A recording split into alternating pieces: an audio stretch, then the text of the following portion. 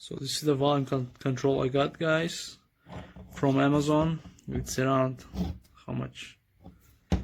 It's around $30 for stereo volume control. But this part right here is sticking out already. It comes like that. So this is, I think, production issue.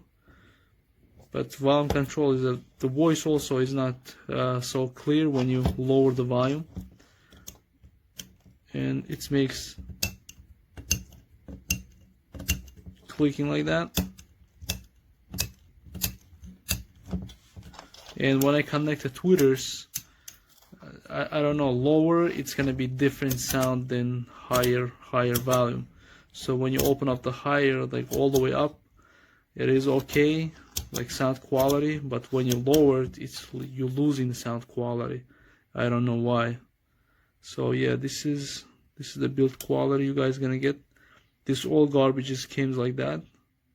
It's, I don't know where they made it's why it's comes like this. I just unopen it and I just test that it's working or not. So this is the connectors. So made in China, but you guys, it's paying only $30, so you know, it is what it is. Some other companies like charging a lot more than that.